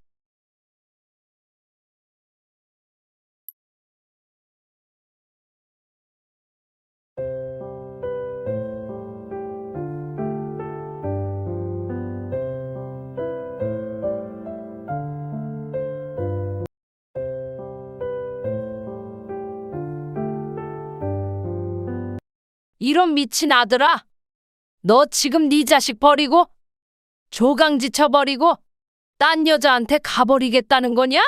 이게 말이나 되는 일이냐? 정신 좀 차려라 제발. 지금처럼 정신이 또렷한 때가 없어요. 어머니, 저도 제 인생 살아야겠어요. 사랑하는 사람 만나서 제가 하고 싶은 대로 살겠습니다. 너? 지훈이 엄마 만났을 때도 사랑이 어쩌고 저쩌고 하지 않았냐? 그런데 그렇게 쉽게 바뀔 마음이면 차라리 네 아들 지훈이를 생각해라. 애가 무슨 죄냐? 이혼해도 지훈이는 제 아들이에요. 그리고 지훈이 엄마가 키우겠다면 그렇게 하라고 할 거고요. 범수 너 나랑 네 아빠랑 어떻게 이혼했는지 알고 있잖냐? 그런데 네가 어떻게 그래? 올해 75세 염정숙 할머니는 아들에게 소리치며 눈물을 흘렸습니다. 아들 장범수, 올해 45세로 염정숙 할머니의 하나밖에 없는 외아들입니다. 염씨 할머니와 아들 사이에는 남들이 모르는 비밀이 하나 있습니다. 염씨도 결코 원한 일은 아니었지만 우연히 아들의 비밀을 알게 된 후로는 괴로운 나날을 보냈습니다. 이 말도 안 되는 상황을 만든 아들이 원망스러웠습니다. 그리고 알고 있었음에도 미리 막지 못한 자신 스스로를 탓했습니다. 어쩌면 애초에 아들을 잘못 키운 자신의 잘못일런지도 몰랐습니다. 염씨는 눈물을 흘리며 과거를 회상했습니다. 염씨는 아들이 아주 어릴 적에 남편과 이혼을 했습니다. 어느 정도 어렸냐면 아들 장범수가 태어난 지 50일 만에 일어난 일이었습니다. 염씨의 남편은 술, 도박, 여자 문제, 삼박자를 고루 갖춘 보기 드문 위인이었죠. 그 사실을 알게 된 것은 안타깝게도 아이를 임신한 뒤였는데 깨달은 후에는 이미 늦어버렸습니다. 그래서 10달 동안 아이를 품은 상태로도 남편의 횡포를 견뎌야만 했습니다. 그리고 결국 헤어지게 된 것은 그 셋 중 여자 때문이었습니다. 가지 마세요. 젖도 못된 우리 애는 어떡하라고요? 네가 낳았으니까 네가 알아서 키워야지. 인간이 어떻게 그럴 수 있어? 지긋지긋한 여자야? 내 탓을 할 게 아니라 내가 떠날 수밖에 없게 만든 당신 스스로를 탓해. 그러고는 딴 여자와 함께 떠나버렸습니다. 그것이 벌써 40년도 더 된 일인데도 불구하고 염 씨는 그때 그 장면을 평생 잊을 수 없었습니다.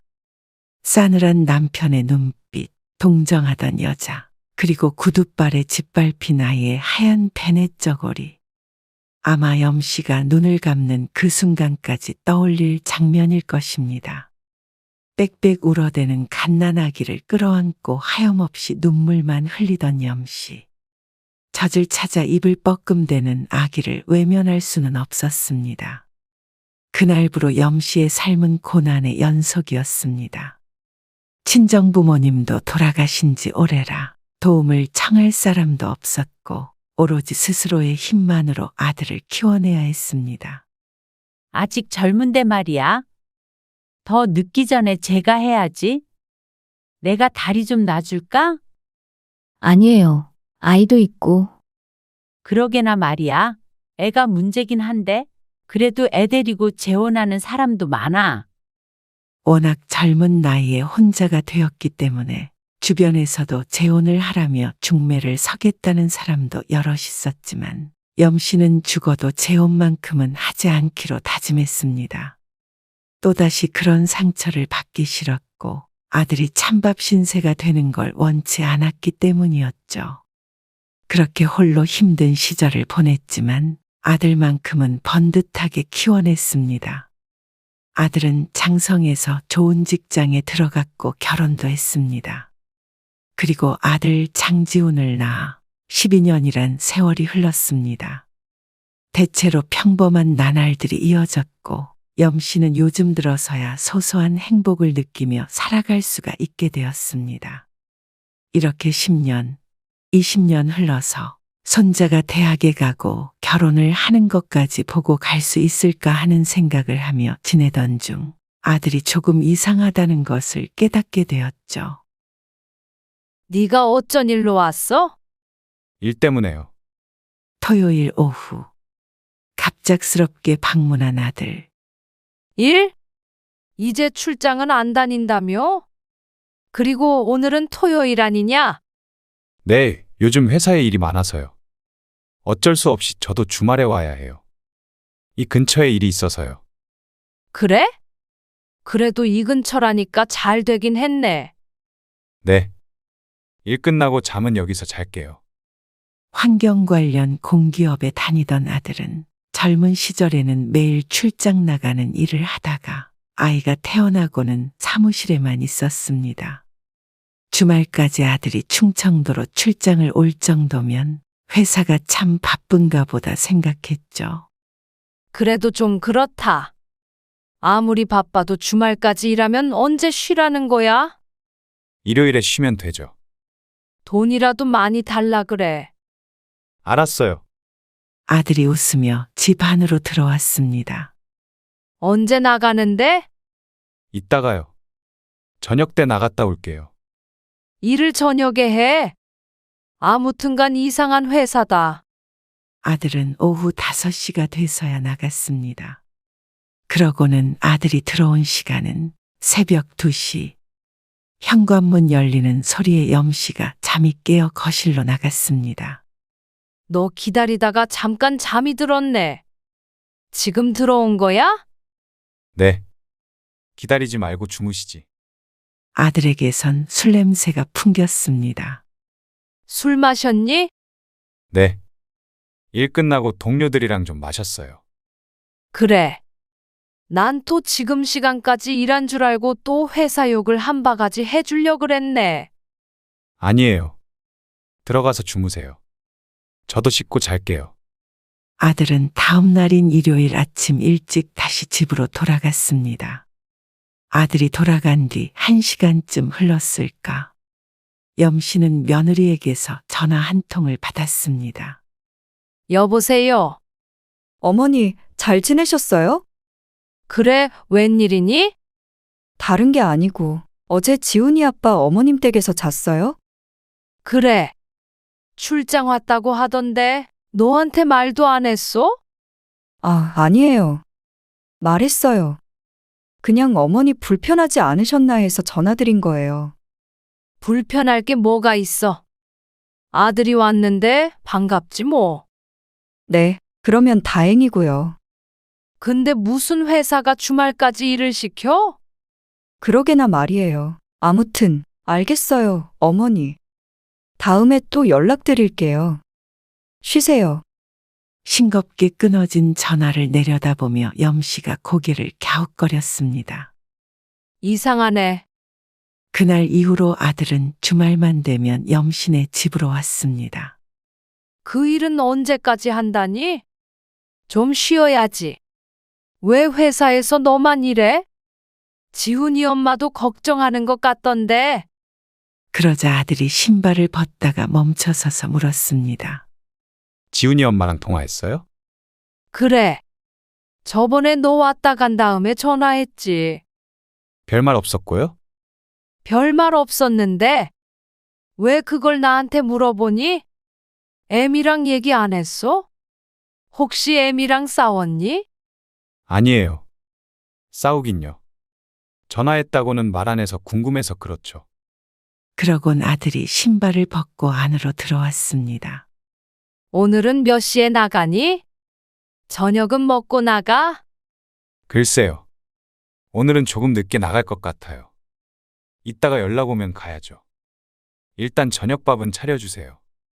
염씨는 오랜만에 아들과 함께 식탁에 앉았습니다. 요즘 지훈이는 공부 잘하니? 뭐 잘하겠죠. 애 엄마가 알아서 하니까요. 그래도 네 아들인데 잘하겠죠가 뭐니? 이런저런 이야기를 하고 있는데 아들의 핸드폰이 울렸습니다. 잠시만요. 갑자기 식탁에서 일어나 밖으로 나가는 아들. 쟤는 왜 갑자기 전화를 나가서 받아? 아들이 자리를 피해서 전화 받는 것을 처음 본 염씨가 의아해했습니다. 내가 회사 기밀이라도 들을까봐 그런가? 이상한 놈이네. 염씨는 식탁을 치우고 다용도실로 들어가 쓰레기를 정리했습니다. 아들이 빌라 뒤편에서 통화를 하는지 2층 염씨의 집 다용도실에서 아들의 목소리가 들려왔습니다. 거리가 있어 통화 내용은 잘 들리진 않았지만 업무상 통화하는 것 같지는 않았습니다. 친구랑 통화하는지 며느리랑 통화하는지 대화 중 웃음이 끊이질 않았죠. 이내 염씨는 신경을 끄고 거실로 돌아왔습니다. TV를 보며 한참을 있자 아들이 들어왔는데 시계를 보니 30분이 훌쩍 지나 있었습니다. 누구랑 통화하길래 이렇게 오래 해? 회사 아니야? 아, 회사 동료예요. 저 지금 나가볼게요. 지금 오라고 하네요. 아들이 짐을 챙기며 말했습니다. 오늘은 바로 서울로 갈 테니까 저 기다리지 마세요. 뭐? 안 자고 가? 네, 일이 늦어질 것 같아요. 주무세요. 그리고 아들이 나갔습니다. 저녁만 먹고 나가버리니 아쉬운 마음이 들었지만 그래도 기특했습니다. 잠깐이나마 엄마 얼굴 보겠다고 들리는 아들이니 말이죠. 그러다 염씨는 소파 팔걸이에 걸려있는 옷을 발견했습니다. 저녁엔 아직 쌀쌀한 날씨이기에 아들이 걱정된 염씨는 얼른 외투를 집어들고 나갔습니다. 아직 아들이 있으면 전해주려고 했는데 아들은 보이지 않았고 검정색 승용차가 빌라 주차장을 빠져나가고 있었습니다. 여기 주민은 아닌 것 같은데 범순의 직장 동료인가? 어쩔 수 없이 다시 외투를 들고 집으로 들어온 염씨. 옷을 옷걸이에 거는데 무언가 툭 하고 떨어졌습니다. 검정색 물체를 집어들고 보니 여자 립스틱. 지훈이 엄마 건가? 얘는 왜 이런 걸 주머니에 넣고 다녀? 다시 립스틱을 주머니에 넣고는 뒤돌아섰습니다. 그리고 다음 날 또다시 며느리에게서 전화가 걸려왔습니다. 어머니, 어제도 지훈이 아빠 왔다 갔죠? 그래. 왜 그러니? 지훈이 아빠가 딴 데로 색이라도 했을까봐 그래? 염씨가 농담으로 말하자 며느리가 정색했습니다. 그러면 가만히 안 있죠. 그래. 절대 그러면 안 되지. 그래. 염씨가 어색하게 대꾸했습니다. 요즘 늦게까지 일해서 피곤한 것 같더라. 네가 좀 잘 챙겨줘라. 그래도 어머님 댁이라 편한가 봐요. 늦잠 잤다고 오늘 늦게 들어왔네요. 염씨는 대꾸할 말을 잊어버렸습니다. 어제는 분명히 일이 많다고 아들이 다시 돌아오지 않았으니 말이죠. 그래, 그런가 보다. 하지만 며느리가 그렇다고 말하니 상황도 모르고 말을 함부로 할 수는 없었습니다. 그렇게 전화를 끊고는 염씨는 생각에 빠졌습니다. 얘가 어디서 자고 늦게 들어간 거야? 바로 서울로 안 갔나? 아니, 그러면 왜 집으로 안 오고? 이놈 자식이 거짓말하고 밤새 술 마셨나? 졸지에 아들을 감싸려다 며느리에게 거짓말을 하게 된 염씨는 내심 찜찜한 기분이 들었습니다. 그러곤 다음 주 토요일이 됐을 때 어김없이 아들이 왔습니다. 아들은 핸드폰이 울리자 작은 방으로 들어가서 전화를 받았습니다. 아들의 목소리가 점점 커지자 염씨도 심각해졌습니다. 일하러 왔다는데 왜 그래? 허튼 짓? 말 다 했어? 주말까지 일하는 사람한테 말을 그렇게 하고 싶냐? 왜? 저번처럼 엄마한테 전화해서 물어보지 그래? 아니다, 거실에 계신데 바꿔줄까? 아니라는데 왜 사람을 못 살게 구는 거야? 며느리와 싸우는 아들의 목소리가 들려오자 불편해진 염씨가 안방으로 들어가 문을 닫았습니다. 잠시 뒤 아들이 통화를 마치고 나오자 염씨도 따라 나가서 아들에게 말했습니다.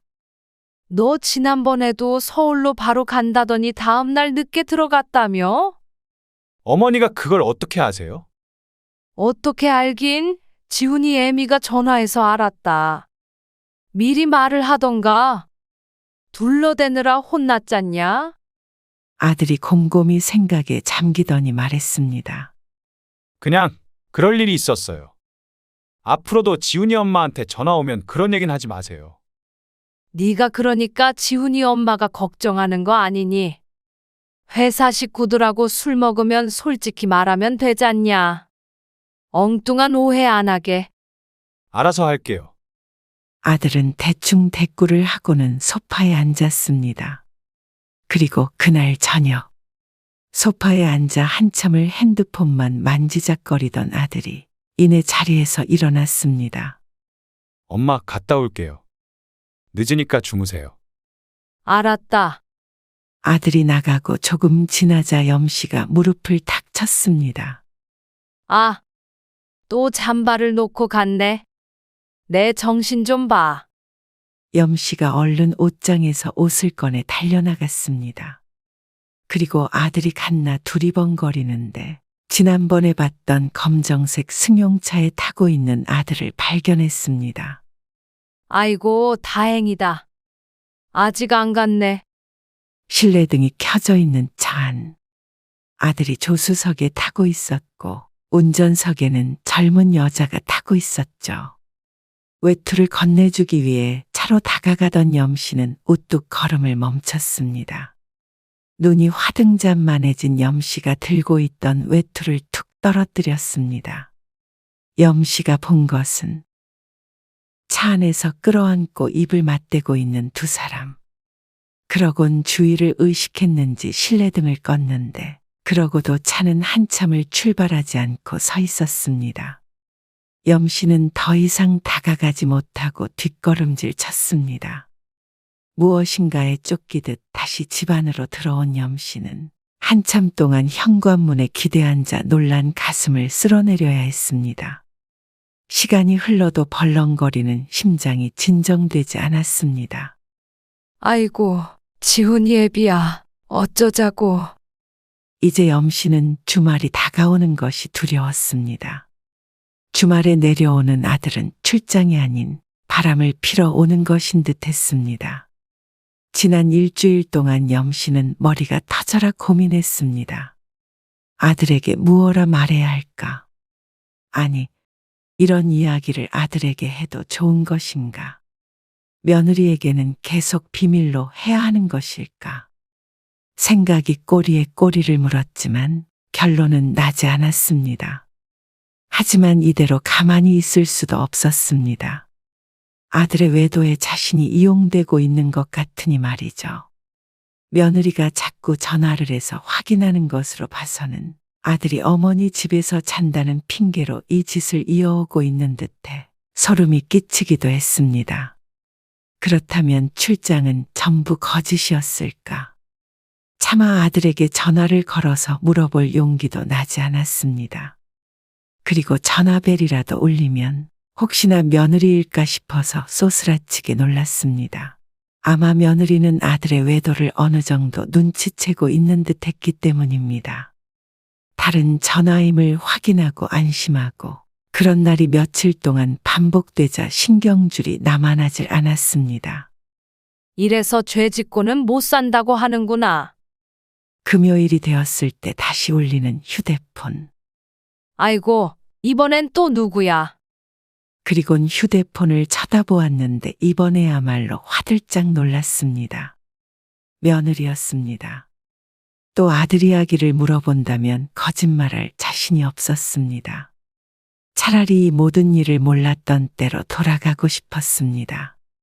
전화가 끊어지기 직전 염 씨가 통화 버튼을 눌렀습니다. 그래, 애미야. 어쩐 일이냐? 어머니, 낮은 목소리로 염 씨를 부르는 며느리.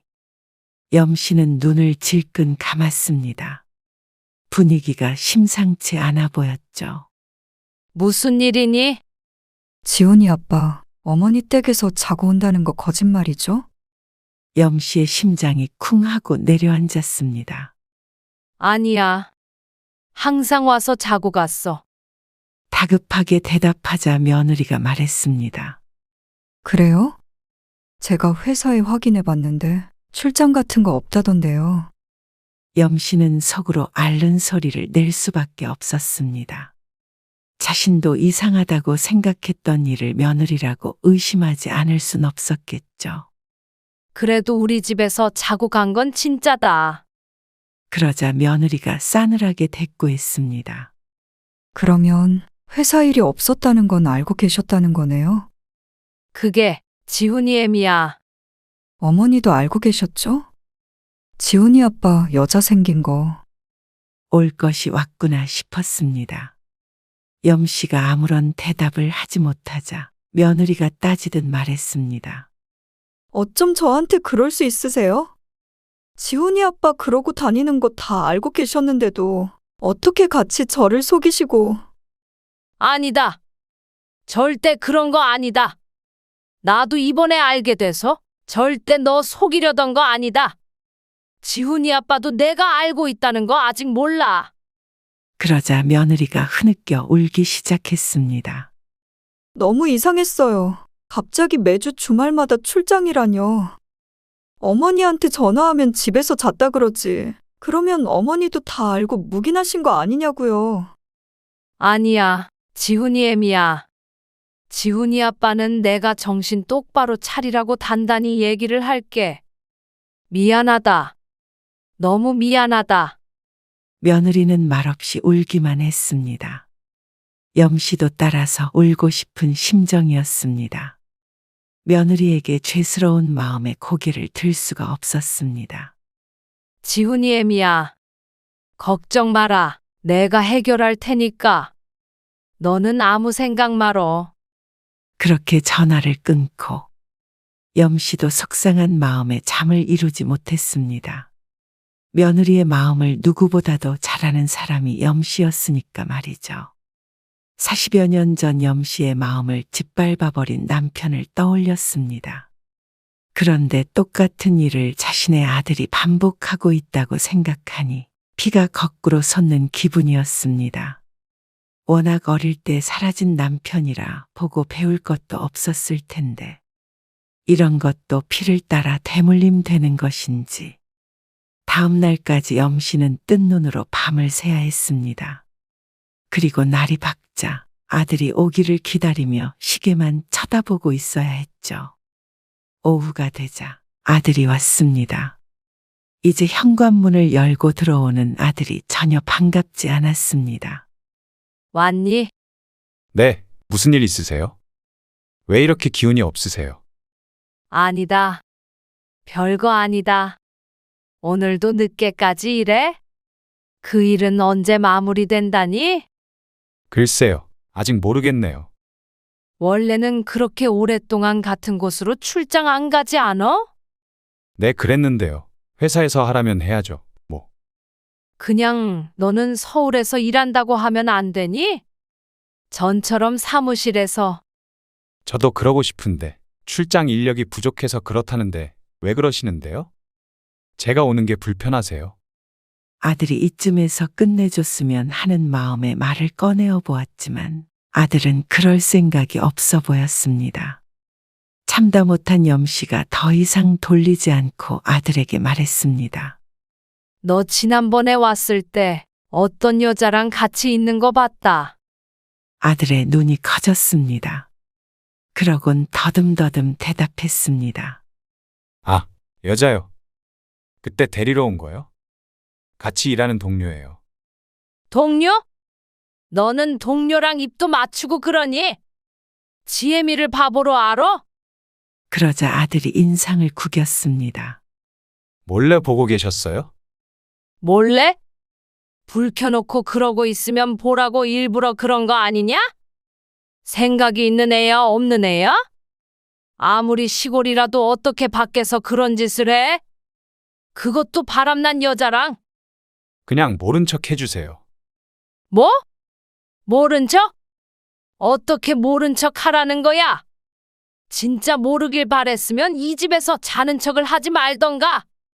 지훈이 엄마한테 또 전화 왔어요. 지금 그게 중요한 게 아니잖아. 일 커지기 전에 얼른 정리해라. 제가 알아서 할게요. 알아서 어떻게 할 건데? 헤어지긴 할 거니? 제가 알아서 한다니까요. 신경 쓰지 마세요. 어떻게 신경을 안 써? 지훈이를 생각해라. 이놈아, 정신 빠진 놈아.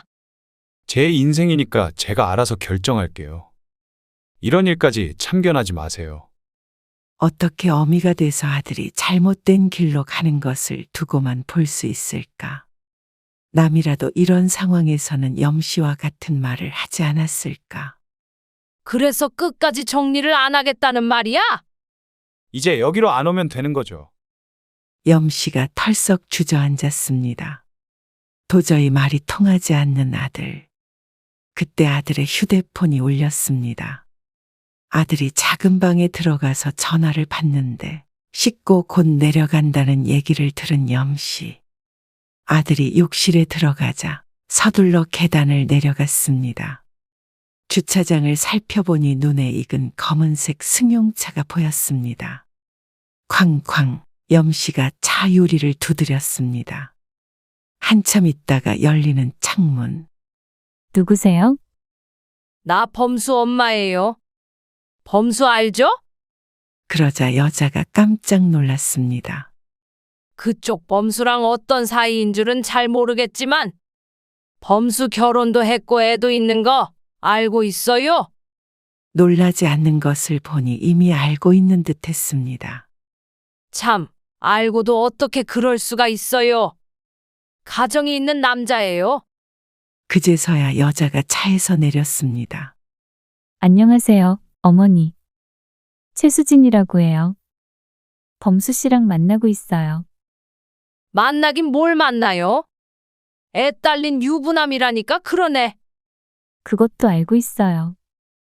곧 이혼하기로 했어요. 뭐라고요? 이혼? 네. 범수 씨랑 저랑 미래를 약속한 사이예요, 어머니. 어머니라고 하지 마세요. 내 며느리는 하나뿐이니까. 그리고 이거 아가씨 거죠? 이거 가져가고 다시 우리 아들 앞에 나타나지 마세요. 주머니에서 립스틱을 꺼내 여자에게 건네며 말했습니다. 그러자 여자가 립스틱을 받으며 대답했습니다. 범수 씨는 그렇게 생각 안 해요. 기가 막힌 여자의 대꾸에 염씨가 소리치려던 찰나 엄마, 아들이 나타나서 염씨와 여자 사이를 막고 섰습니다. 급하게 나왔는지 머리칼도 못 말리고 슬리퍼 바람으로 나온 아들. 제가 알아서 한다고 말씀드렸잖아요. 이게 무슨 짓이에요? 아들이 염씨의 팔을 잡아 끌었습니다. 이건 알아. 네가 정리할 마음이 없어 보여서 내가 대신 정리해 주는 거 아니냐? 아, 창피하게 왜 그러세요? 창피? 이런 게 뭐가 창피하냐? 니네들이 하는 짓이 창피한 짓거리지. 어떻게 이런 짓을 해? 저도 많이 생각해 봤어요. 저라고 이런 결정이 쉬웠는 줄 아세요? 저라고 지훈이 생각 안 했겠냐고요. 뭐? 그럼 너 진짜로 이혼이라도 하겠다는 말이냐? 오늘 가서 지훈이 엄마한테 말하려고요. 이런 미친 아들아. 너 지금 네 자식 버리고 조강지 쳐버리고 딴 여자한테 가버리겠다는 거냐? 이게 말이나 되는 일이냐? 정신 좀 차려라 제발. 지금처럼 정신이 또렷한 때가 없어요. 어머니, 저도 제 인생 살아야겠어요. 사랑하는 사람 만나서 제가 하고 싶은 대로 살겠습니다. 너? 지훈이 엄마 만났을 때도 사랑이 어쩌고 저쩌고 하지 않았냐? 그런데 그렇게 쉽게 바뀔 마음이면 차라리 네 아들 지훈이를 생각해라. 애가 무슨 죄냐? 이혼해도 지훈이는 제 아들이에요. 그리고 지훈이 엄마가 키우겠다면 그렇게 하라고 할 거고요. 염씨는 뒷목을 잡고 주저앉을 수밖에 없었습니다.